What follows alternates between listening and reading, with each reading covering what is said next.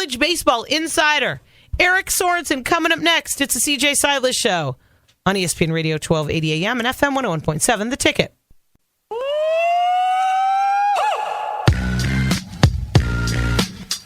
Now, back to the CJ Silas Show on ESPN Radio 1280, The Ticket. Welcome back to the CJ Silas Show. This segment's brought to you by dentist Dr. Daniel Lapidus and Larry Ackerman. It's funny because this guy calls me a rock star, but I call him a rock star. And the coolest thing about it is that neither of us play instruments. Well, he might. I only played the bongos in my 20s when I was just smoking way too much pot, but I don't really play anything else. He is Eric Sorenson at D1 Baseball, and you can find him all over the internet at Stitch_head. Hi! Hey, sister. What's shaking? A little bit of you this rock and star, you. a little bit of that. Do you play an instrument? No, absolutely not. And that's what makes me a music expert, because I know what bad music sounds like. And that's when I try to play something. So, yeah, I do not play an instrument. What do we have to do to get you up here in San Luis Obispo, besides Cal Poly be, ranked in the top 10? Host another regional, right? Oh, my gosh. Yeah, that was fun. I still have very fond memories of coming up to your radio show that Wednesday. So great fun. Drive up. Great drive back. I should have stayed for the regionals, but I had other things I had to cover. But no, I think as long as Larry Lee has his boys playing in the top 20, then yeah, you'll see me. Oh my I'm gosh. kidding. Yeah, right. See, it is a great place to go to a game. I will say that, and I love staying at one of these little small hotels along the Central Coast. So I do need to get back up there again, CJ. My apologies. If you come up here now, you can have a whole section to yourself at Baggett Stadium. Yeah, apparently, right?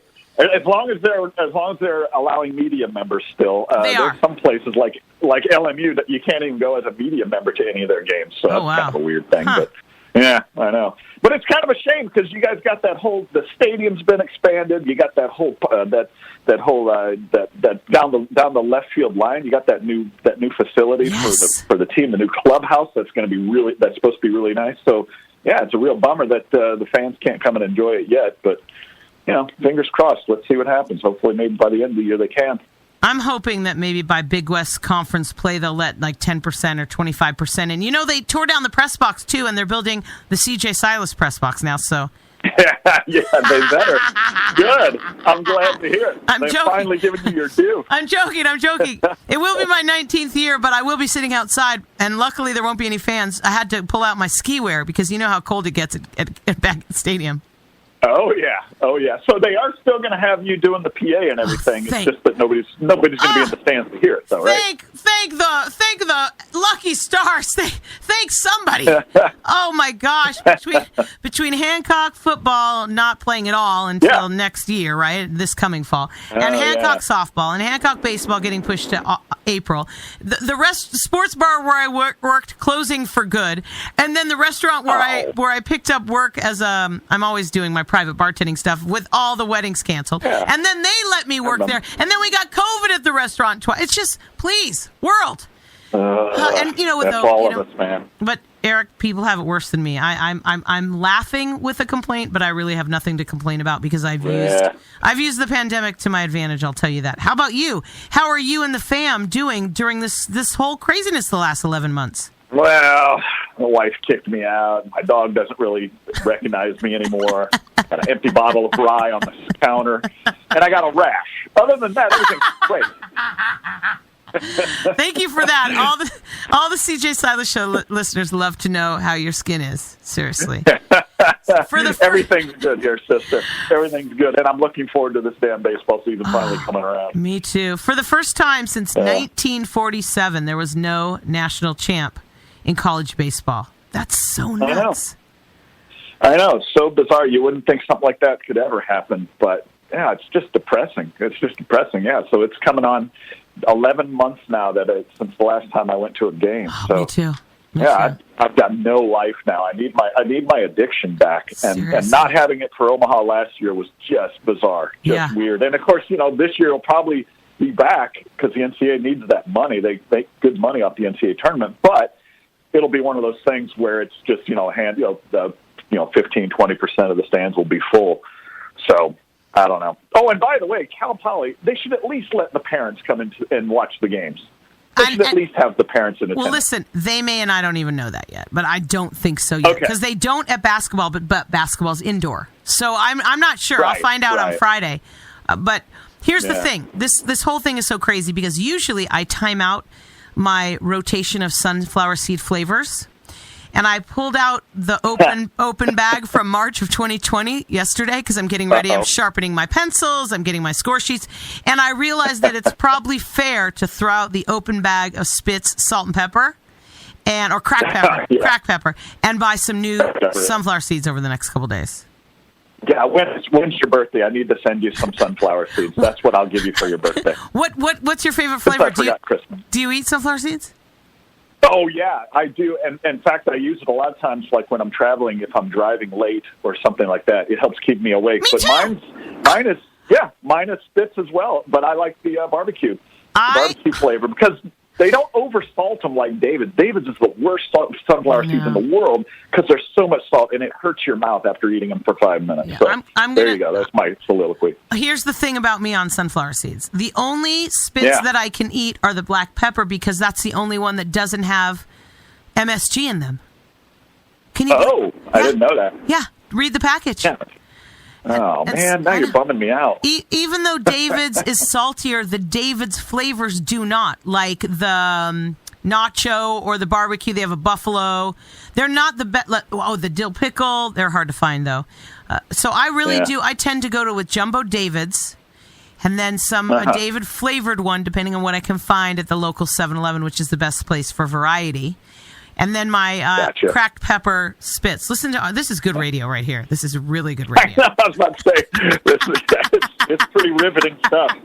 I'm sitting here telling you David sucks. And you're sitting there telling me, I eat David's all the time. Okay, we need to get on the same page. All right, let's talk some baseball. But first, before we get to Big West, because I do want to get your take on the Big West and Brooks Lee at Cal Poly. And I do want to know what you found out and how you covered, because I know you cover college baseball most of the year. How did recruiting shift in 2020 with the shutdown last year? Oh, the recruiting. Oh, you had to ask me something I don't know much about, unfortunately. That's okay. Well, they extended the dead period. I know. I can't be a good source on this because I know that the recruiting was a little weird as far as like a lot of high school players didn't even get to play last year. I mean, some might have played like 10 games or something, but like up in the north, none of them got to play at all. And then summer ball, a lot of summer ball leagues were shut down. So this is going to be the first year where this is the first time I've ever heard coaches say, "Yeah, we got some good freshmen, but you know what? They're behind the eight ball a little bit because they hadn't played in a year, and usually they're playing a full season, and then in the summer and all that." So I don't know how that all worked out recruiting-wise. I do know that the product on the field, the freshmen, are a little bit further behind normally than they would be coming into a season. So you might not see as many greenhorns out there on the field this time around as opposed to most seasons. That's kind of what I've come to hear. And then you also get the guys that got an extra year. So the rosters are a little bit wonky anyway, right? Because the kids that could stay even though they were seniors, that kind of changed the strategies and the processes the coaching staffs are dealing with because they've got a couple extra kids, right? Yeah, the rosters are like chock full, like more than they've ever been before. And I think that, I guess kind of the upside of it is, by the end, I think the quality of play is just going to be a little bit better for college baseball this year. It might not be great at first because there's some programs, luckily Cal Poly got it, but some programs out here in the West, like Long Beach State and CSUN, they didn't even get to have a fall practice, which is just nuts to not have to be able to have that. But I think overall, just kind of spanning the whole of the country, the MLB draft was only 5 rounds last June. Usually it's 40, so you usually have a large influx of players leaving. Well, this time they're not. And a lot of them, unless you got drafted in the top 5 rounds, you're probably going to be playing another season. So I think the quality of play just around the country is going to be a lot better this year, and it'll probably be a little bumpy at first, but I think it'll play out better as the season goes along. college baseball insider, sunflower seed aficionado, Eric Sorenson at D1 Baseball. Don't ask him about recruiting, joining the CJ Silas Show. What is Kevin O'Sullivan doing right in Florida to make Florida the top team across the board? It's his 13th or 14th year? Yeah, something like that. Well, first thing, he's probably made a deal with the devil because, man, that guy just can't do anything wrong, it seems like. Granted, he's only won one national championship. I say only. I mean, that's hard enough to do as it is. But this guy just has gone out and sold Florida as a place to be. They got a brand new stadium there now, like $100 million stadium, something like that. And he's just gotten recruits every year. I think I saw a stat the other day that the Florida recruiting squad, the recruits they got have been in the top 5 in the national recruiting rankings for like 8 straight years now. Them and Vanderbilt is kind of the same way too. Both of them just have stockpiled great talent, and that's why you kind of see those two as kind of being, people saying maybe the top 2 teams in the country. They could very well be, but man, Kevin O'Sullivan just knows how to recruit. Players love him. He's a good dude. From what I can tell, he's every interaction I've had with him, he's always been real cool with me. And so, yeah, I just think he's one of these personalities. He's not like a Nick Saban where everybody knows he's a jerk. I think he's just the opposite. He's just so successful because he's just a good dude, and he gets great players, right there in Florida, which is a great recruiting ground anyway. So that's the best answer I can give you on that one, CJ. He's not starting it off easy with a series against Miami right off the bat. It's not going to be easy. I know. Here's a slightly interesting story that'll be riveting radio for you. 3 years ago, I think, I went to opening weekend. It was Florida hosting Miami, just like this year. And I went to the series for my first series of the year. And the Friday night game, the Miami players were like wearing their gaiters up over their nose as if they were in COVID now. It was so cold that Friday night. It was probably the coldest baseball game I've ever been to. And that's in freaking Florida. I'm looking around going, I thought Florida was supposed to be warm and sunny. Jeez, this is terrible. But I like cold weather, so it kind of felt great for me. But yeah, that's probably the coldest game I've ever been to was Florida against Miami. And yeah, now they're about to do it again here starting up this week, which is great. The only West Coast teams getting any attention, and you really can't even call Arizona coast, but the Western are UCLA, Santa Barbara, and Arizona. Nobody else getting any respect, which is kind of the way it is in the top 25. What do these teams, the Pac-12, the Big West, what do they have to do besides just be good? Is it recruiting? Where are they missing the mark? I don't get it. Yeah, here's the thing, CJ, and I've said this on just about any radio show I've gone to in this preseason. Last year, I was really bummed out. Of course, I'm bummed out that the season got stopped, but the West Coast, west of the Rockies, really had kind of a renaissance last year. I thought because USC I think they finished 10-5 or 11-5, and they beat Vanderbilt and they beat TCU, and Arizona State was highly ranked. Arizona was coming on well. Long Beach State beat Mississippi State and Wake Forest in weekend series, and all these teams. UCLA was ranked in the top 5. Santa Barbara led the nation in ERA. They had and still have a great pitching staff. So everything was kind of looking up for the West Coast, except for Cal State Fullerton, Stanford, and Oregon State. They all had losing records, but all 3 of those teams could be really good again this year. So I just thought last year the West Coast was really starting to come back and really making a strong pitch. This year, I'm hoping to see the same thing. I mean, because a lot of the teams have the same guys back. So I think the West Coast, although it's been down a little bit, and recruiting does have a little bit to do with it, but I think the West Coast was making a big statement last year, and I'm hoping we see the same from them again this year. With again those blue bloods like Stanford and Oregon State, and then Fullerton back to being themselves again. He's the only rock star I know that does not play a musical instrument. He's a college baseball insider, Eric Sorenson, joining the CJ Silas Show. You can find him at D1 Baseball. Brooks Lee at Cal Poly. Injured his knee early last year. COVID actually was a gift to him because it gave him all this time to rest.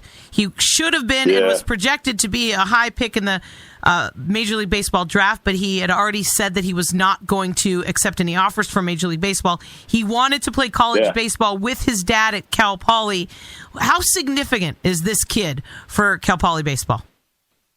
Well, it's obviously he's a game changer because this is a kid that in the 2022 draft, he's projected to be a first-round draft pick. He's going to be that good, and he's going to be a game changer for them. It was really kind of a bummer that he couldn't play much last year, but this is going to be great for him to come back. Kind of a lead by example type of guy, and the coach's son and everything. But he's going to make a huge difference, I think, for Cal Poly this year. And part of the reason why I think they're going to be pretty good this year. So I'm really glad that he's able to come back and play and hopefully get a full season where he's not nicked up or fighting the MASH unit every week. So that would be a great thing for the Mustangs. And yeah, I can't wait to see the kid play. It's I think I met him when he was like 12 years old. When his father, I was sitting with his father at the area code games, which is like a high school kind of all-star tournament type of thing that goes on in Long Beach every summer. But seems like a great kid, and now he's going to be a real baller, and I look forward to seeing him play. And Brooksley is not enough to get your butt up to San Luis Obispo.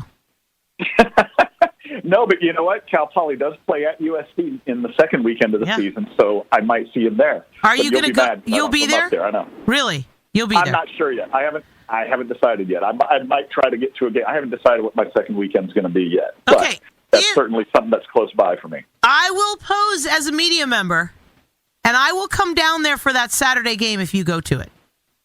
Okay. For the Saturday game at USC. It's one of my alma maters. I do. My freshman dorm window, I could watch the baseball games at Dado Field. Oh, beautiful. True story. True story, yeah. And I dated a baseball player. Oh, look at you! You're a cleat chaser. So long ago, before we even knew it was the wrong thing to do, and before I became a professional. Never since I've been a professional did I date an athlete, but in college I did. But I was an athlete too, so athletes date athletes in college.